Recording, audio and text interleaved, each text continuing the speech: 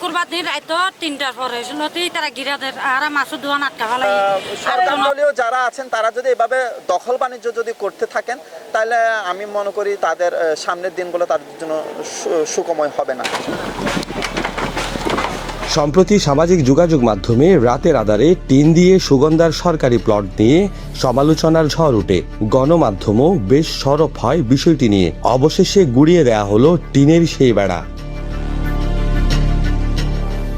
স্থানীয়রা বলছেন, গেল শুক্রবার ২০ থেকে ৩০ জন লোক এসে নিজেদের সরকারি দলীয় লোক পরিচয় দিয়ে বৃক্ষরোপণ করার কথা বলে এই জায়গা থেকে ভ্রাম্যমাণ হকারদের সরিয়ে দেয়। কুরবানির রাইতো ৩টার পরে হয়েছিল তারা গিরাদের আর মাছ দোয়ান আটকা ফেলাই। আটকানোর পরে ইটার হওয়া থেকে তোমারা এক জায়গা গইতেও গড়িল হাইলালতে আর গড়ি না হারিবা। তা হাইলালতে গড়ি কেনা হয়তো ওনার কোনো কাগজ আছে না, হয়তো আর তো ডকুমেন্ট আছে সারা লাগাইবে ওরকম দিয়ে।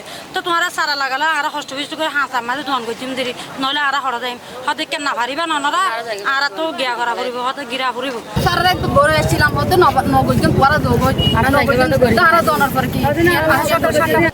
দখল বাণিজ্য তো এটা আজকের না, ছোটবেলা থেকে দেখে আসছি বিভিন্নভাবে বিভিন্ন জায়গায় সরকারি অফিস বলেন বা কক্সবাজারের দীর্ঘতম সমুদ্র সৈকতের বালিয়াড়ি বলেন সব কিছুই দখল হচ্ছে।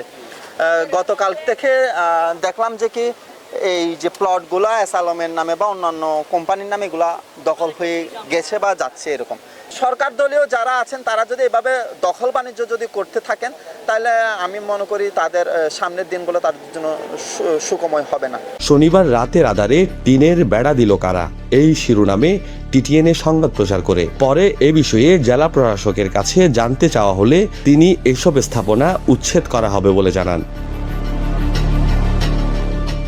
অবশেষে রবিবার গুড়ি গুড়ি বৃষ্টি উপেক্ষা করে জেলা প্রশাসকের নির্বাহী ম্যাজিস্ট্রেট মোহাম্মদ মাহমুদুর রহমান সাইমের নেতৃত্বে শুরু হয় উচ্ছেদ অভিযান। ভেঙে ফেলা হয় ঘেরা দিয়া টিনের বেড়া। পৌরসভার পরিচ্ছন্নতা কর্মীদের সহযোগিতায় ট্রাকে করে নিয়ে যাওয়া হয় টিনগুলি।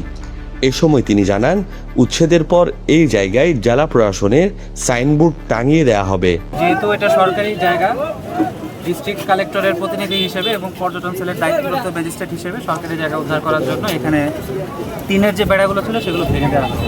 আমরা এখানে কিছু সাইনবোর্ড প্লেস করে দিব যে এটা এই জায়গাটার মালিক সরকার এবং এখানে সরকারের প্রতিনিধি হিসেবে জেলা ম্যাজিস্ট্রেট মহোদয় অর্থাৎ আমাদের ডিসি স্যার এটা তত্ত্বাবধানে থাকবেন। তবে দখলের পর উচ্ছেদ নয়, দখল যাতে করতে না পারে সেই ব্যবস্থা গ্রহণ করা উচিত বলে মনে করছে সচেতন মহল। তানিশ শিপু, টিটিএন, কক্সবাজার।